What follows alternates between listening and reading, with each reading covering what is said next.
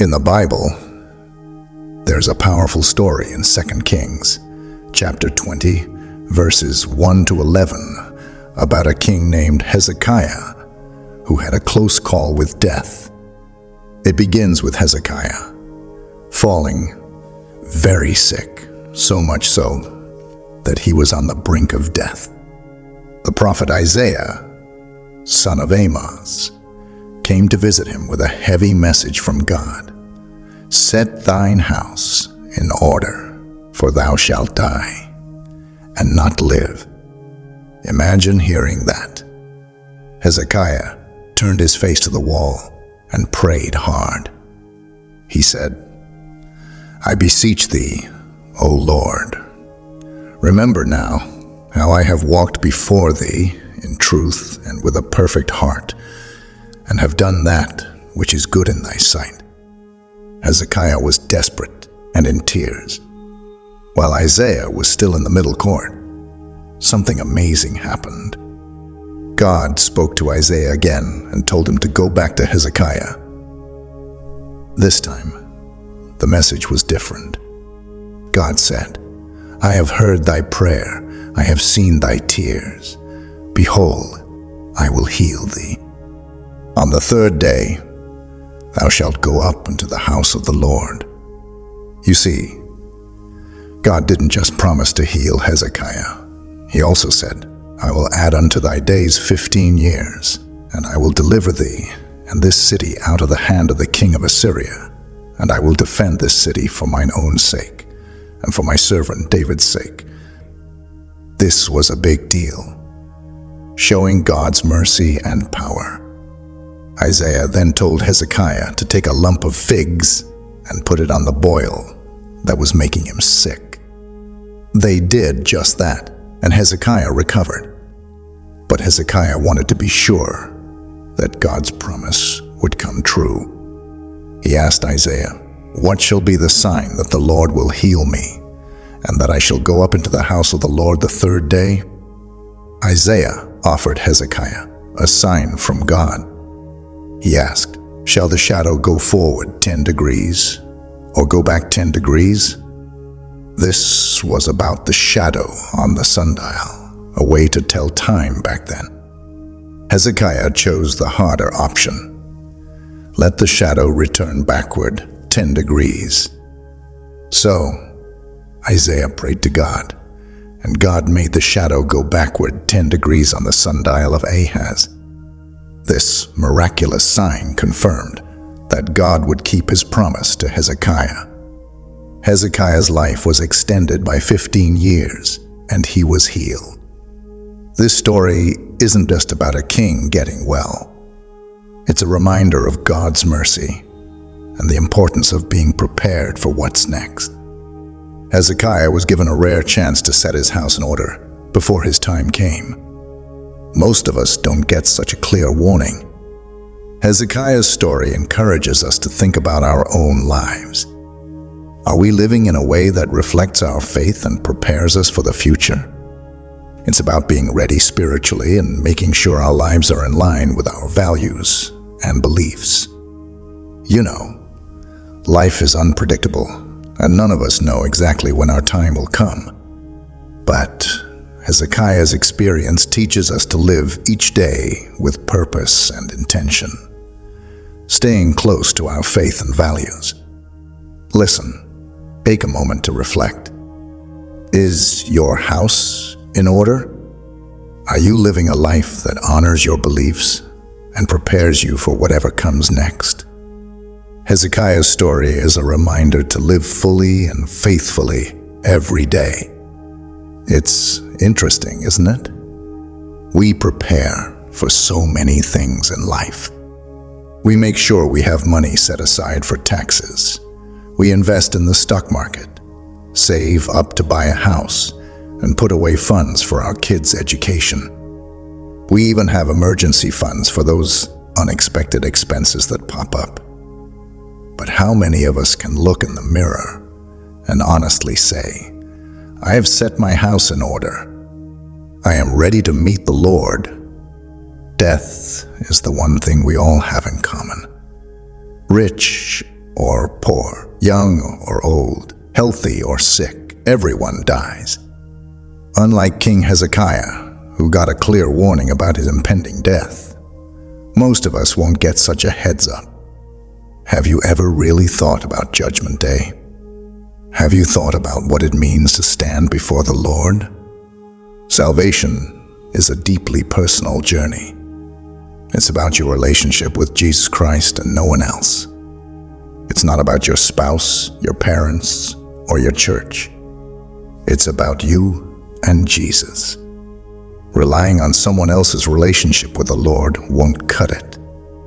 Salvation is a one-on-one deal between you and Christ. On Judgment Day, many will be surprised. Some will realize too late that they weren't truly prepared. Salvation isn't something you can fake. It changes you from the inside out. It changes your desires, your actions, and how you see time and eternity. It's impossible to experience true salvation and remain unchanged.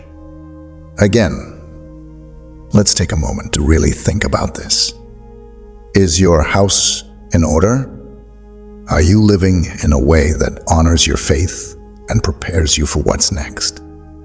Hezekiah's story reminds us, it's not just about getting your finances in order or planning for the future.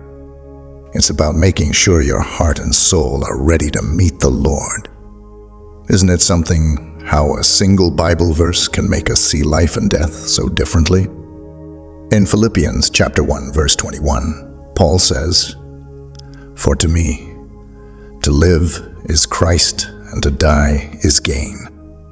This powerful statement isn't just a personal motto for Paul. It's a radical way for any believer to view their entire existence. When Paul talks about living as Christ, what he means is that every day and every moment are chances to reflect Jesus' love and grace. It's about making our lives a living tribute to God. Whether we're at work, with family, or alone, our goal is to embody the teachings and spirit of Jesus. Every breath we take, every decision we make, should show our commitment to Him. And then there's the second part of that verse, to die is gain. It might sound strange to hear it first, because most of us fear death. But Paul is sharing a secret here. For those who believe, death isn't a loss. It's a win. It's not the end, but a beginning of a more beautiful existence with Christ. It's stepping into a life where there is no pain, no tears, just eternal joy and peace. This perspective changes how we look at our lives. Knowing that death leads to something so glorious, we don't have to live in fear of it. Instead, we can live freely and fully, focusing on what truly matters. We're here to love, to serve, to give, and to grow in faith. And we do all this, knowing that our time here is just a tiny part of our journey. It's like looking at everything we do through a new lens. Are we living in a way that's worthy of the gospel? Do our lives reflect a deep love for God and for others? These aren't just philosophical questions, they're practical ones. Every choice we make should be steered by our faith.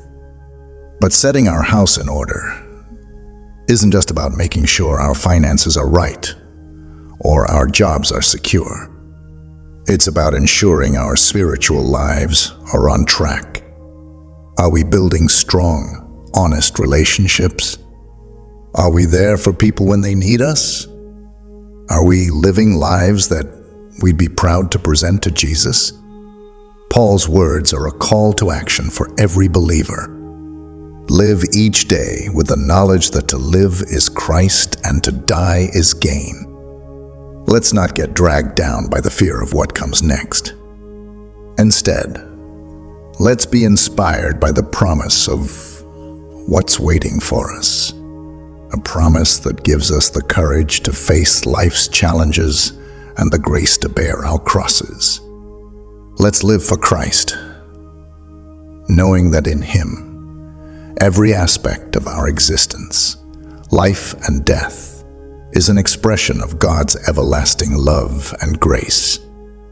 Have you ever felt like you're too far gone to be saved? That the things you've done are just too bad for anyone to forgive? Well, let me tell you something important. No matter how deep you think you've sunk, there's hope for you. And that hope is found in Jesus. Today is the day for you to ensure you are truly born again. Don't put it off. Now is the time to take action. You might feel like you're stuck in a pit of sin that's so dark and deep that you can't even see a way out. But guess what? Jesus specializes in reaching right into those dark places and pulling people out. It doesn't matter how filthy or shameful your past might seem. There's a hand reaching out to you, ready to pull you free. Sin is tricky. It's seductive. It makes you feel good in the moment, wrapping you up in a kind of la-la land where everything seems fine. But that's just a mask, hiding the truth. Sin distorts your focus, making you forget about eternity, about what's truly important. Before you know it, you're lost in a pit you don't even remember falling into. But even there, in that pit, you're not out of reach. God saves the outcasts, the discarded, the ones society has given up on. You might think the world doesn't need to love you. And maybe it feels like the people you've hurt can't forgive you. But getting right with God doesn't depend on them. It's between you and Him. Think about it. Set thine house in order. Don't let sin draw you further into that pit. You might have witnessed sin's deceptive nature, how it lulls people into feeling good, making them forget what awaits them in eternity. That's the pit of sin. God told Hezekiah that he was going to die. He received a warning that most of us will never get. This was an incredible act of kindness from God. Hezekiah had a chance to set his house in order, to prepare for what was coming. And today, if you're hearing this message, you're receiving that warning too. God is incredibly kind. If you're listening to this and you're already walking the right path, that's wonderful. This message is a reminder to keep going, to continue fighting the good fight of faith. But if you find yourself off track, consider this another act of kindness from God. He's giving you another chance to get right with Him. Death is something we all have to face sooner or later. It's inevitable. And while some prefer not to think about it, avoiding the thought won't change the reality. Getting our house in order must become a priority in our lives. We can't take our possessions with us. Like Job said, "Naked I came from my mother's womb, and naked shall I return there. The Lord gave, and the Lord hath taken away. Blessed be the name of the Lord." Job 1, verse 21. So, what does it mean to set your house in order? It means assessing your life, your choices, your relationships. It means making sure you're living in a way that reflects your faith, that you're prepared to meet God face to face. Are you ready? Don't wait until it's too late.